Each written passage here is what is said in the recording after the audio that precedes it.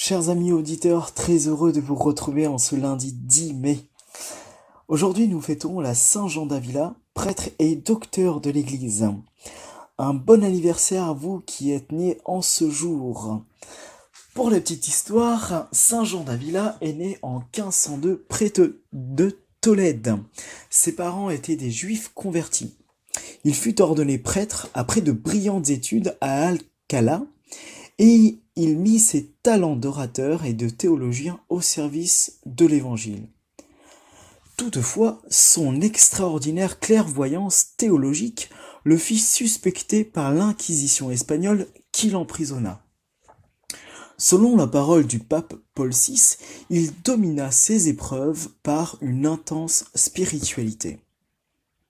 Ainsi, Saint Jean d'Avila vivait une vie chrétienne profonde. Ses prédications à Tolède attiraient les foules et parmi ceux dont il marqua définitivement la vie, nous pouvons mentionner Saint Jean de Dieu, Saint François Borgia et Sainte Thérèse d'Avila.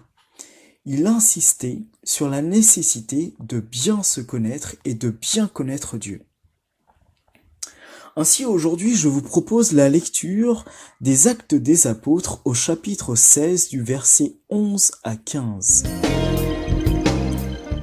Avec Paul de Troas, nous avons gagné le large et filé tout droit sur l'île de Samostra. Puis, le lendemain, sur Néapolis, et ensuite sur Philippe, qui est une cité du premier district de Macédoine, et une colonie romaine. Nous avons passé un certain temps dans cette ville, et le jour du sabbat, nous en avons franchi la porte pour rejoindre le bord de la rivière, où nous pensions trouver un lieu de prière. Nous nous sommes assis, et nous avons parlé aux femmes qui s'étaient réunies. L'une d'elles, nommée Lydie, une négociante en étoffe de pourpre, originaire de la ville de Thyatire, qui adorait le Dieu unique, écoutait. Le Seigneur lui ouvrit l'esprit pour la rendre attentive à ce que disait Paul. Quand elle fut baptisée, elle et tous les gens de sa maison, elle nous adressa cette invitation. Si vous avez reconnu ma foi au Seigneur, venez donc dans ma maison pour y demeurer. C'est ainsi qu'elle nous a forcé la main. Parole du Seigneur.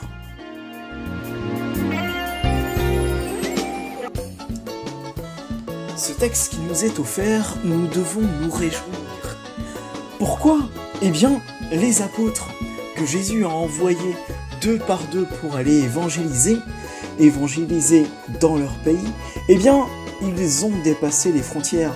Ils ne sont plus en train d'évangéliser dans Israël, dans Jérusalem, dans Bethléem, dans leur lieu qui est connu. Mais au contraire, ils sont ouverts vers le monde. Bien entendu, l'évangile est sans frontières. Là, dans ce texte, l'évangile pénètre vers ce qu'on appelle aujourd'hui l'Europe. Et en plus, il pénètre en Europe avec une grande simplicité et une manière inattendue. Personne ne les attend dans ce pays de Macédoine. Personne.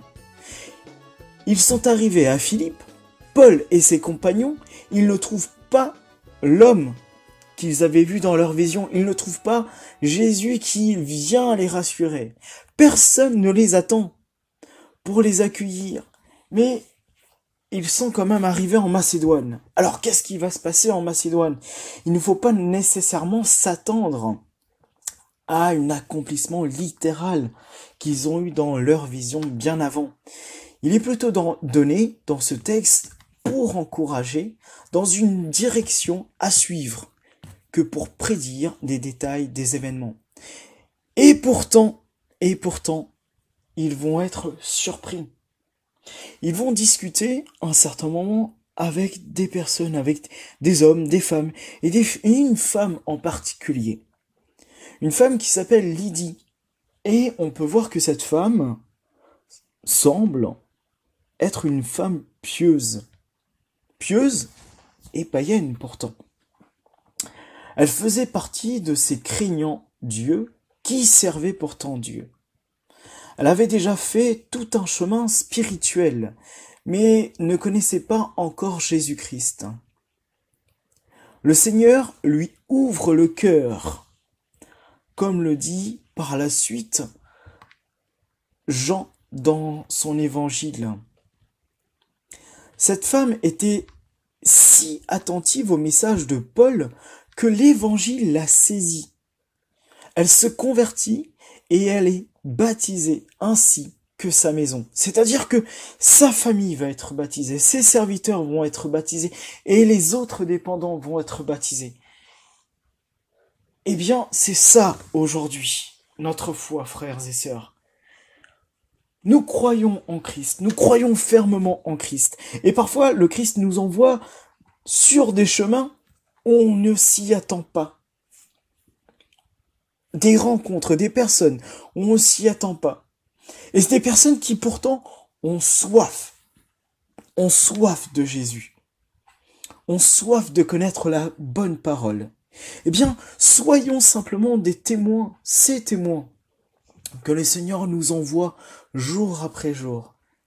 Parce que sur notre route, nous allons rencontrer des personnes, nous allons simplement discuter avec des personnes, et ces personnes-là vont croire.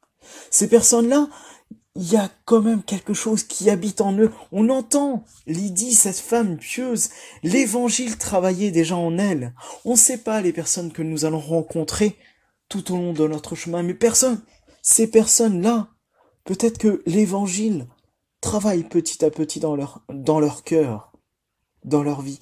Et nous sommes là simplement pour annoncer, pour montrer au monde les merveilles de Dieu. Lydie est un exemple remarquable que nous devons suivre aujourd'hui et que nous aussi, nous devons devenir des Lydies, comme cette femme pieuse. Un exemple remarquable parce qu'elle a une âme et son âme s'ouvre à l'évangile. Ses oreilles sont ouvertes pour écouter la parole. Son cœur s'ouvre pour accepter Jésus-Christ comme son sauveur et sa bouche pour le confesser dans le baptême. Et enfin, frères et sœurs, et je terminerai là-dessus, on entend que Lydie se fait baptiser et sa maison. Eh bien, aussi que notre maison soit ouverte chaque jour pour recevoir les serviteurs de Dieu. Amen. Bonne journée à vous.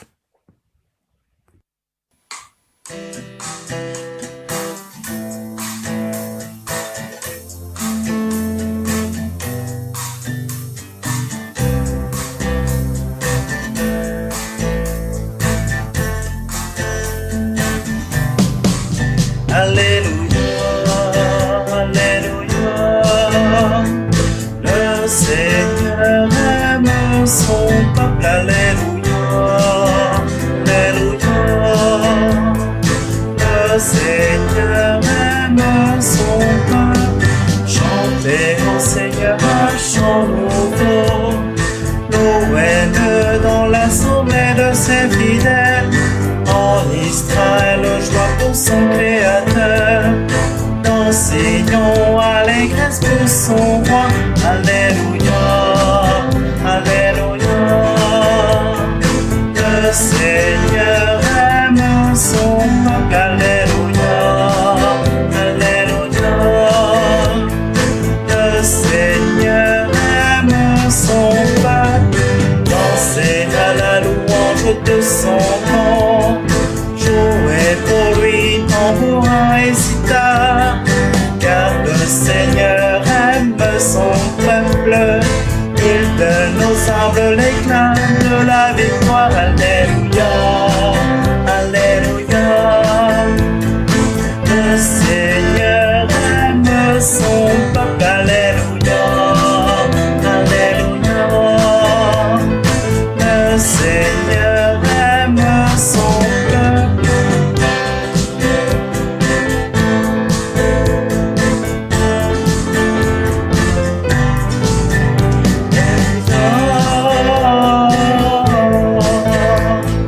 Le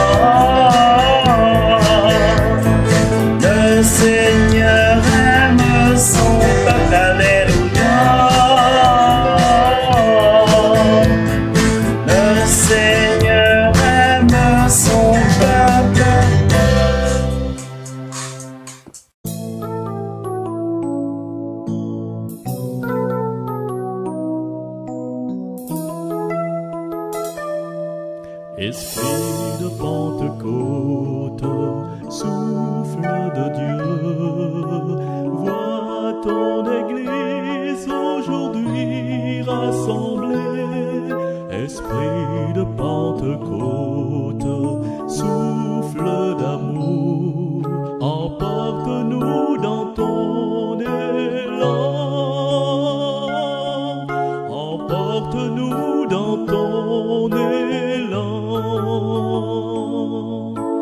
Peuple de Dieu, nourri de sa parole, peuple de Dieu, vivant de l'évangile, peuple de Dieu, se partageant le pain, peuple de Dieu, devenu corps de Christ. Esprit de Pentecôte, souffle de Dieu, vois ton Église aujourd'hui rassemblée. Esprit de Pentecôte, souffle d'amour, emporte-nous dans ton élan. Emporte-nous dans ton élan. Peuple de Dieu, aux écoutes du monde, peuple de Dieu, partageons ses combats. Peuple de Dieu, solide.